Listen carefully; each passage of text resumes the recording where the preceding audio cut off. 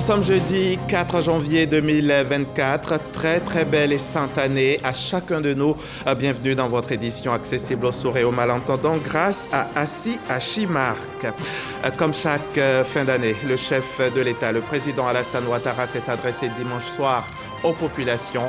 Dans son discours, le président de la République a reprécisé l'intérêt de dédier une année à la jeunesse et un programme triennal PGGouv adressé spécifiquement à l'autonomisation des jeunes. On y revient en début de journal. La CAN, c'est dans 9 jours exactement. Les infrastructures routières font l'objet d'une grande attention du gouvernement. Le Premier ministre, ministre des Sports et du Cadre de vie a procédé hier à une visite de quelques ouvrages ici à Abidjan. Mwambé Begré rassure les populations sur la bonne avancée des travaux et leur mise en service dans les prochains jours. La Cour suprême sénégalaise statue ce jeudi sur la condamnation pour diffamation à 6 mois de prison avec sursis contre Ousmane Sonko et sa décision pourrait compromettre les chances de l'opposant emprisonné de participer à la présidentielle du 25 février. Le sort judiciaire de Sonko crispe la vie politique sénégalaise depuis 2021 et a donné lieu à plusieurs épisodes de troubles meurtriers.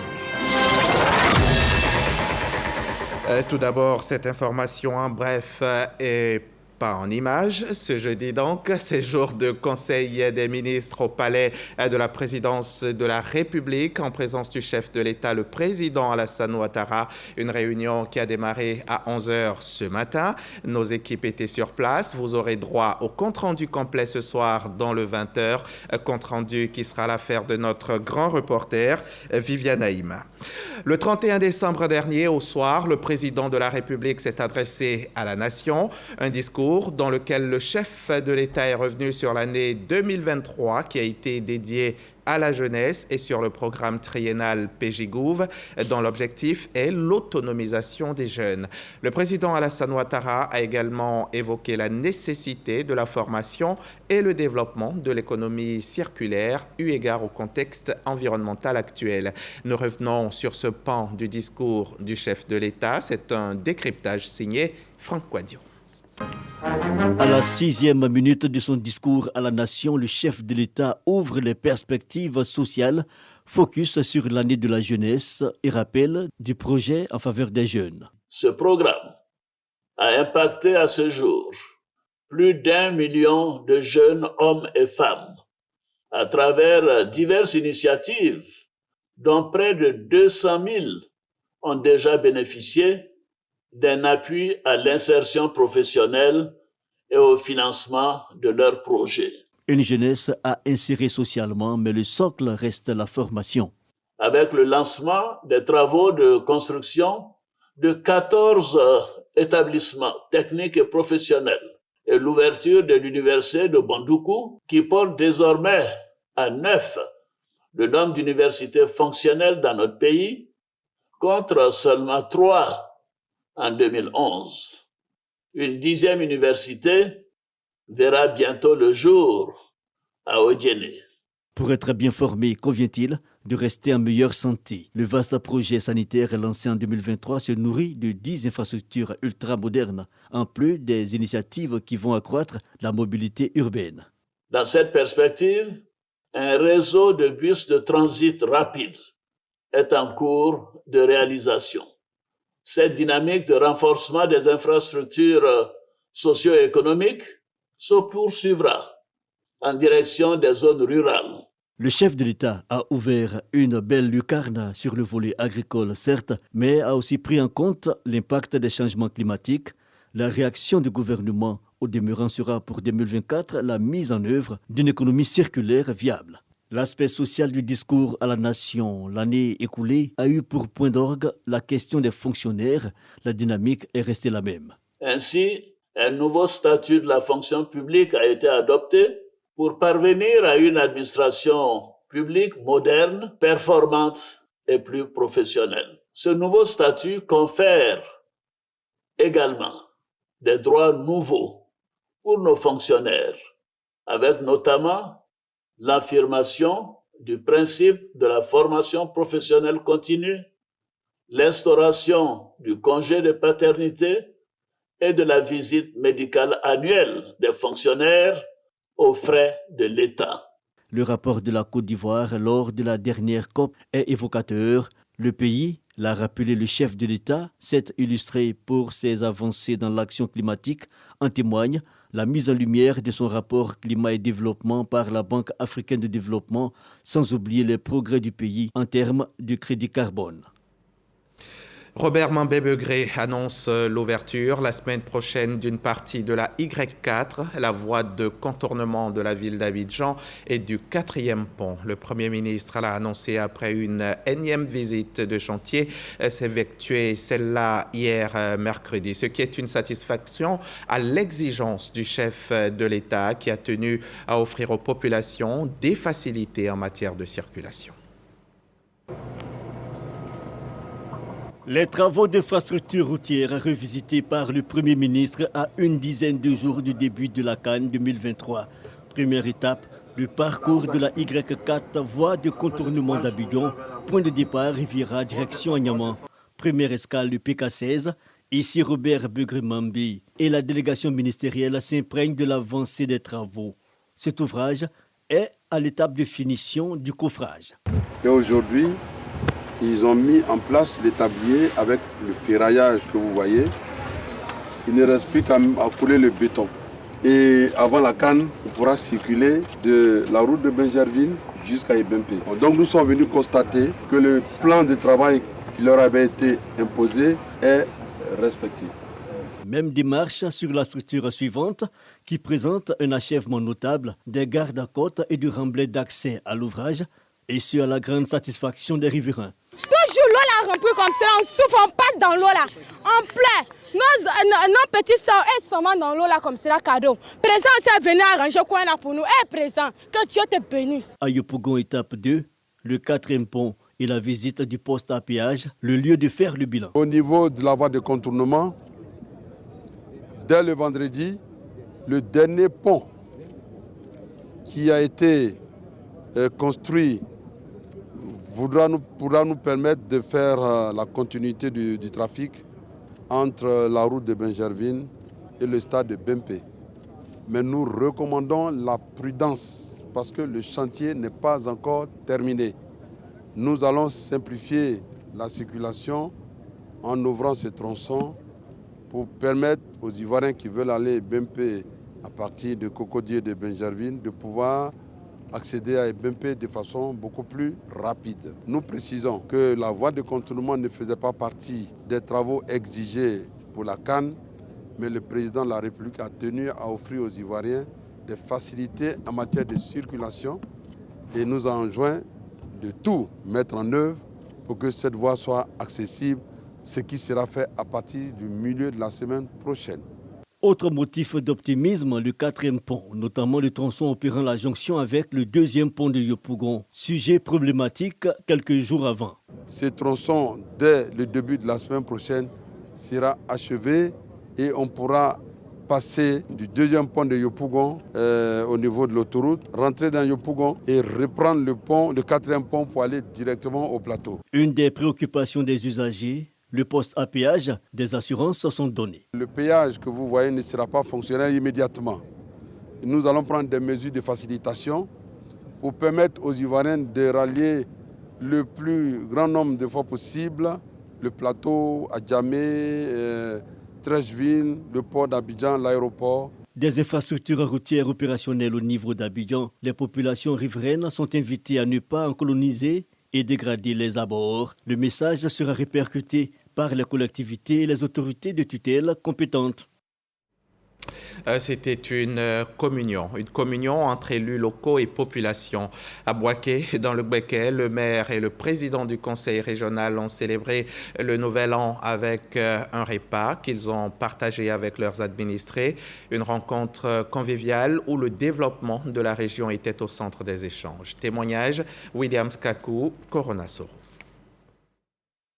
Les autorités locales ne sont pas restées en marge de cette fête de fin d'année. Un réveillon empreint de partage et de fraternité autour d'un dîner, cadeau des élus locaux, à Saouré Kouna Jacques et Amadou Kouné aux populations de Bouaké.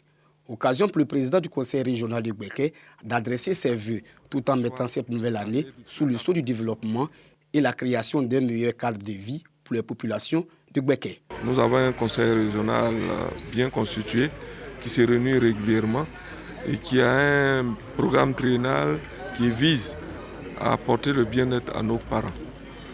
Je voudrais souhaiter que 2024 soit l'année du plein accomplissement de nos missions au niveau du conseil régional. Autre lieu, même ambiance. Le maire de Bouaké, Amadou Kouné, invite ses administrés à épouser les nouvelles habitudes afin de hisser Bouaké au rang des grandes villes d'Afrique. Nous aurons, Inch'Allah, une très belle année. Une année 2024, en tout cas que je souhaite comme étant une année d'investissement. Création davantage d'emplois durables donc pour les jeunes de Bouaké. Améliorer les conditions sociales des populations. Moment de partage apprécié par les convives. Toute la bonne santé, améliorer un peu les systèmes de santé aussi pour toute la population de Bouaké. On ne fait que souhaiter beaucoup de doigts, beaucoup de prières pour eux. On les remercie beaucoup, tout ce qu'ils font pour Bouaké, pour la jeunesse. À Zouaounien, dans l'ouest de la Côte d'Ivoire, à l'occasion du Nouvel An, on a célébré les papis et les mamies, ces personnes du troisième âge qui étaient véritablement à l'honneur. Une sorte de reconnaissance pour tous leurs bienfaits et tout ce qu'ils ont pu faire durant de longues années pour la population et pour la région. On retrouve Léon Brokwame. Kouepleu, village moderne dans le département de Zouaounien, région du Tonkbi. Marché et rue clairsemées ce premier jour de l'an. Seulement, quelques femmes se refont une beauté à des coins de rue. Ce n'est pas l'ambiance des fêtes de fin d'année. Cette année, on n'a pas senti la fête. Il n'y avait rien du tout, il n'y a même pas l'argent. Mais Dieu merci, on est en bonne santé. Les gens n'ont pas donné, rien à donner ici. Donc on n'a pas bien fêté chez nous ici. Effervescence cependant chez le chef du village de Kouepleu, également chef du canton Koulanlé-Nord. Ici, la fête du Nouvel An est dédiée aux personnes du troisième âge à l'initiative des cadres. Nous avons l'habitude de nous retrouver, nous les enfants, nous les cadres, qu'autour des décès, quand il y a les funérailles, nous attendons que les parents meurent pour que nous nous retrouvons. Nous avons estimé que nous devons changer la donne. Pendant que nos parents sont vivants, il est bon que nous puissions les honorer. Pour joindre l'acte à la parole, les cadres de Kouepleu remettent à ceux des plus anciens de leurs parents des cadeaux de fin d'année, sans récipiendaire au total.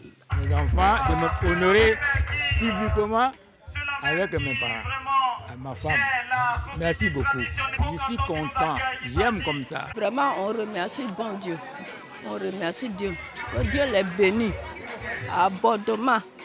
Tout ce qu'on a besoin, il n'a qu'à arriver. Et puis, ils vont nous satisfaire. La fête du Nouvel An des parents est à sa première édition. Elle aura mobilisé les chefs des 37 villages du canton Koulanlé-Nord sous l'instigation d'Alexandre Tony, fils de Kouepleu et opérateur économique en activité dans l'immobilier en Guinée. Un reportage signé Léon Brokwame avec la collaboration technique de Noël Kouakou. Je vous ramène à Bouaké. Bouaké qui, vous le savez, va accueillir quelques matchs de la Coupe d'Afrique des Nations. Une ville qui s'est enjolivée dernièrement pour l'occasion. L'ambassadeur d'Algérie en Côte d'Ivoire s'y est rendu récemment, car c'est là que les Fennecs joueront leurs différents matchs. Le diplomate a été reçu par le président du conseil régional de Bouaké en présence de notre reporter Kader Sogodogo. Le ministre de l'Environnement, du Développement durable et de la Transition écologique, par ailleurs, président du conseil régional de Bouaké, Jacques Assaouré Kona, échange avec l'ambassadeur extraordinaire et plénipotentiaire d'Algérie en visite à Bouaké. La rencontre s'inscrit dans le cadre de la Coupe d'Afrique des Nations. L'ambassadeur d'Algérie vient s'enquérir de l'environnement de la ville qui accueille son pays. On se félicite de ce qui a été fait jusqu'à présent. On souhaite vraiment une bonne canne en Côte d'Ivoire et tout le succès pour la Côte d'Ivoire. Et je remercie Monsieur le Président du Conseil régional, Monsieur le Ministre pour l'accueil qu'il m'a accordé. Le président du Conseil régional de Bouaké rassure l'émissaire algérien du soutien des populations. Bouaké, c'est une ville d'accueil, c'est une ville de fraternité. Et j'ai même fait mieux que de lui donner la clé de Bouaké. Je lui ai donné la clé du Bouaké, de toute la région. Et souhaiter que l'équipe d'Algérie se sente à l'aise ici, il n'y a pas de doute là-dessus. On a demandé une forte mobilisation de la population pour soutenir toutes les équipes. Mais comme je viens de voir l'ambassadeur d'Algérie, je vais donner des consignes particulières pour que l'Algérie soit supportée de façon particulière. L'équipe d'Algérie, comme en 1984, est logée dans la poule de Bouaké. L'arrivée de la délégation algérienne est prévue pour le 10 janvier 2024. Et du côté de Korogo, dans la partie septentrionale de Côte d'Ivoire, l'OIM, l'Organisation internationale pour les migrations, vient d'organiser une simulation de crise en collaboration avec le ministère de l'Intérieur et de la Sécurité. C'est un exercice qui vise à évaluer et à renforcer le plan d'intervention régional du Poro au cours d'une crise.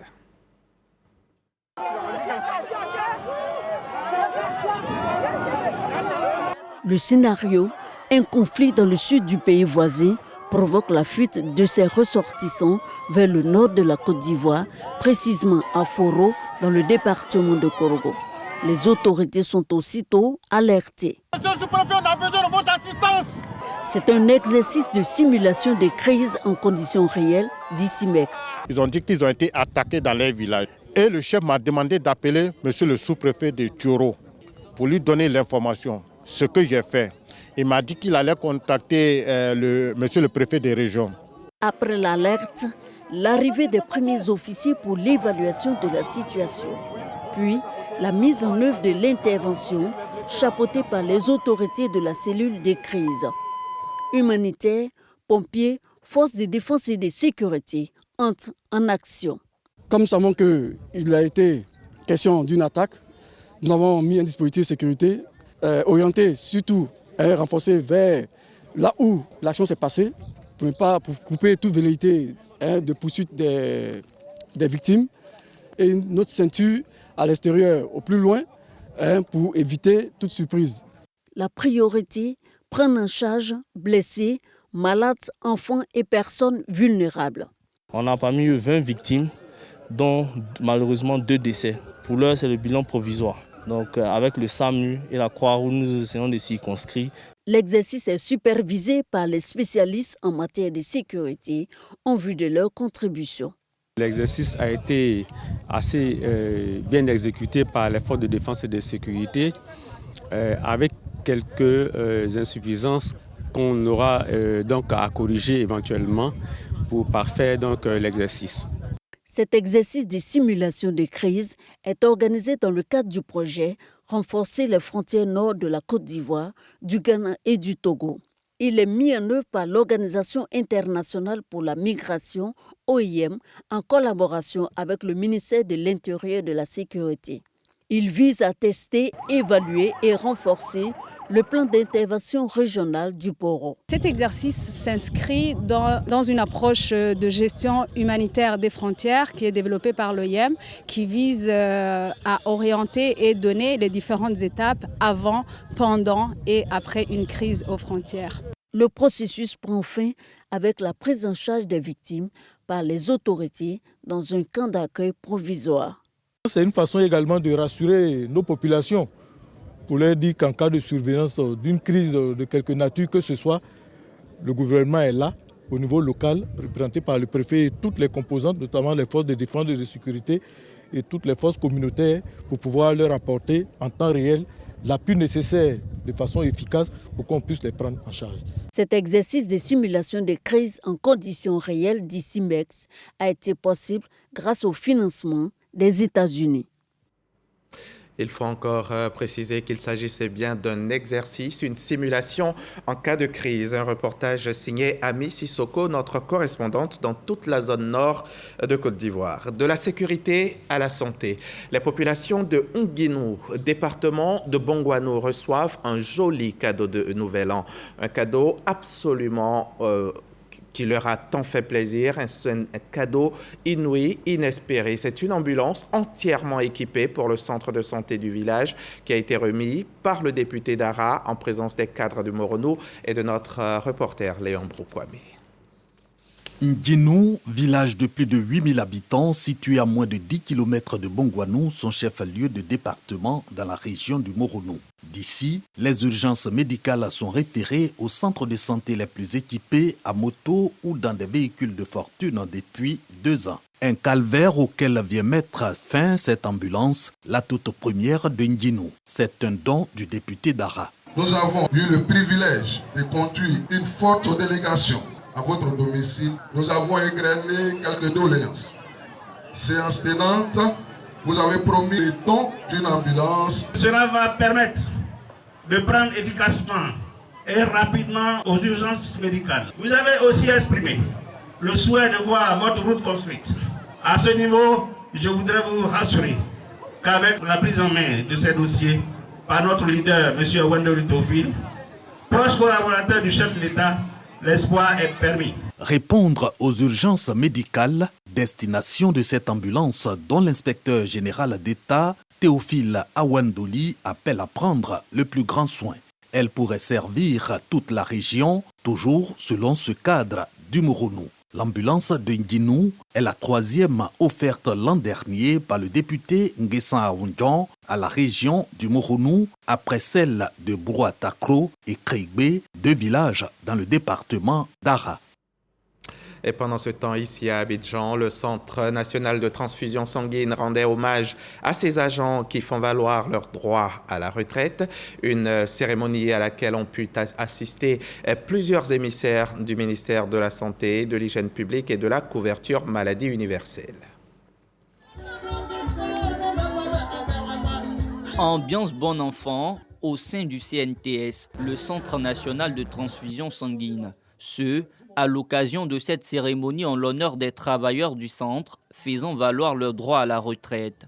Au nombre de ces retraités, Dr Seydou Konaté, ex-directeur général du CNTS. La retraite, c'est une autre vie, mais c'est aussi un souvenir de ce qu'on a pu laisser derrière nous pendant toutes ces années. Après 35 ans de labeur, et surtout pour moi, après 27 ans à la direction du centre de transfusion sanguine, je suis honoré aujourd'hui de ce que ceux qui ont travaillé avec moi sont satisfaits à ce que je parte pour une très belle retraite. C'est une façon pour nous de vous dire merci. Merci de nous avoir appris le métier de la transfusion. Merci de nous avoir inculqué l'amour de la transfusion sanguine.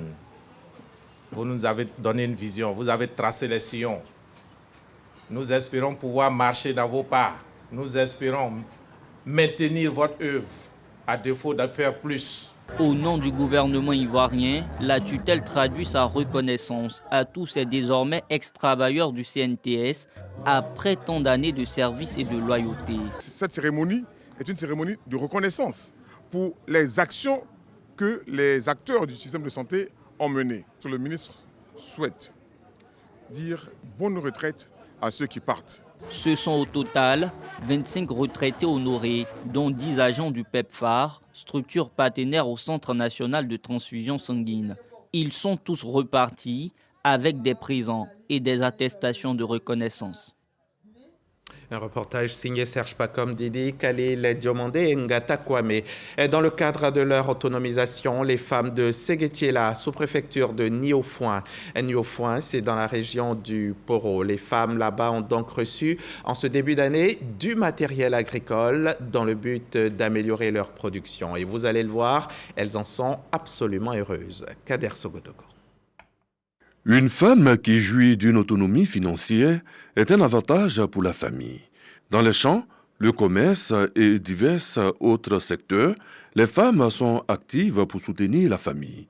Soutenir la femme pour son autonomisation financière au bénéfice de la famille. Une vision qui guide le 2e vice-président de la mutuelle de développement de Séguétilia dans la sous-préfecture de Niofouin, région du Poro, à offrir semences, engrais, pesticides et arrosoirs, du matériel agricole aux femmes de son village pour les aider dans les champs. Une maman autonome, c'est une famille autonome. On sait tous qu'une maman autonome, c'est une nation prospère. En période d'harmattan, elle s'occupe à faire les petits maraîchers. Et les revenus de ces maraîchers leur reviennent directement. Le gouvernement ne peut pas être partout. Et c'est nous les cadres, c'est nous les forces vives qui devons prolonger cette activité aux plus petits et aux endroits les plus reculés de la Côte d'Ivoire. D'être des avocats et l'extension de l'action gouvernementale. Les bénéficiaires saluent cette action. Ces dons vont nous aider à produire nous-mêmes pour avoir encore beaucoup d'argent.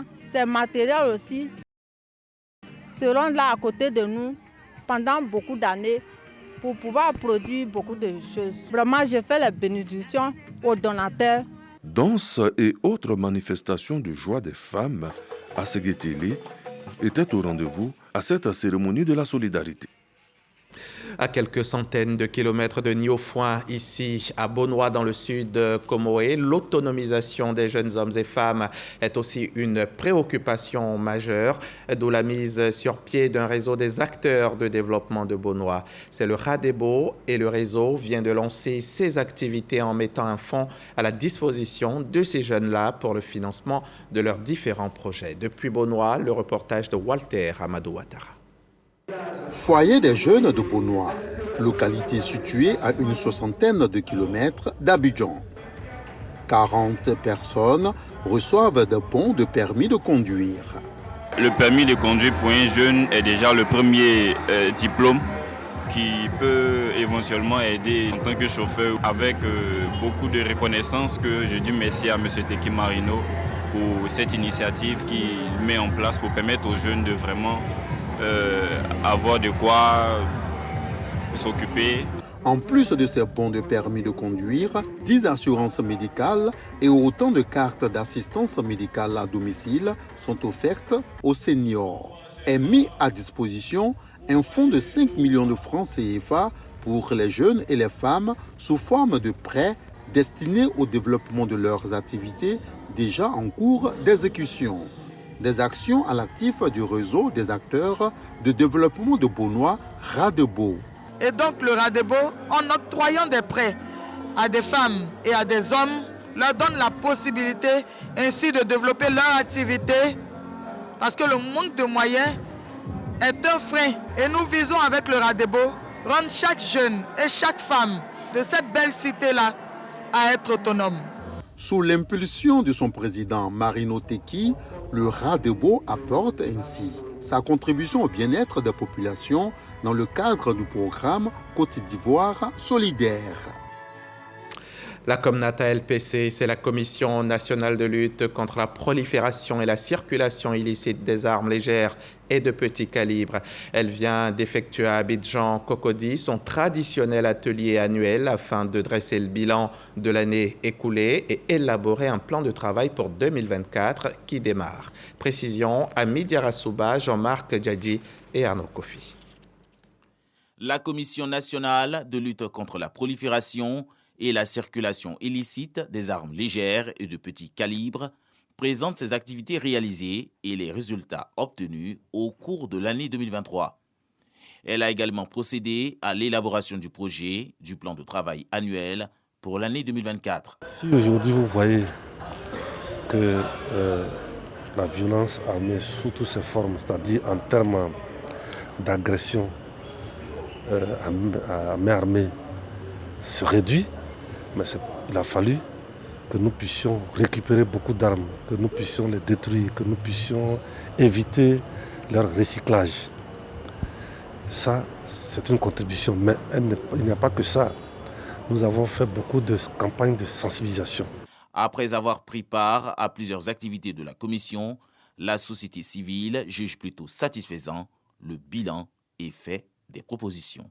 Il est nécessaire maintenant de passer à un palier supérieur, notamment renforcer son ancrage institutionnel, lui donner beaucoup plus de moyens en termes institutionnels, matériels et financiers. Et cela passe par l'adoption d'une loi qui prenne en compte tous les instruments juridiques, aussi bien nationaux qu'internationaux. La COMNAT ALPC entend apprécier le niveau d'exécution de ses activités pour partager les leçons et bonnes pratiques apprises. Elle entend aussi relever plusieurs défis et dégager les perspectives pour l'année 2024. On va refermer ce journal avec l'actualité internationale. Ousmane Sonko pourrait être définitivement fixé sur son éligibilité ce jeudi. Nous sommes au Sénégal. La Cour suprême doit examiner le pourvoi en cassation introduit par ses avocats après sa condamnation en appel à 6 mois de prison avec sursis pour diffamation face à l'actuel ministre du Tourisme, Mame Mbaye Niang. En cas de condamnation définitive, l'opposant qui a été récemment réintégré sur les listes électorales perdra perdra ses droits civiques. Pour l'heure, Ousmane Sonko peut théoriquement toujours se présenter à l'élection présidentielle du 25 février, même s'il a été condamné en juin à 2 ans de prison ferme pour corruption de la jeunesse. Le mois dernier, le tribunal d'instance de Dakar a ordonné sa réinscription sur les listes électorales. Le candidat a donc déposé son dossier de candidature auprès du Conseil constitutionnel qui doit l'examiner cette semaine. En RDC, c'est la fin des recours concernant les résultats de la présidentielle qui s'est tenue le 20 à partir du 20 décembre. Selon les chiffres provisoires de la commission électorale, c'est le président sortant Félix Tshisekedi qui remporte cette élection avec plus de 73% des suffrages devant les 25 autres candidats en lice. Les déçus avaient donc 2 jours pour déposer leur recours. Délai expiré hier soir et un seul candidat, Théodore Ngoy, a finalement saisi la Cour constitutionnelle dans les tout derniers instants puisque l'annonce est tombée hier mercredi peu après 16 heures. Théodore Ngoy, arrivé dernier de cette présidentielle, est crédité par la CENI de 0,02% des suffrages et de 4000 voix. Il avait déjà été candidat à la présidentielle de 2018. Fin de cette édition, merci de votre confiance. Une fois de plus, bonne année, sainte année, fructueuse année 2024 et à demain, 13h.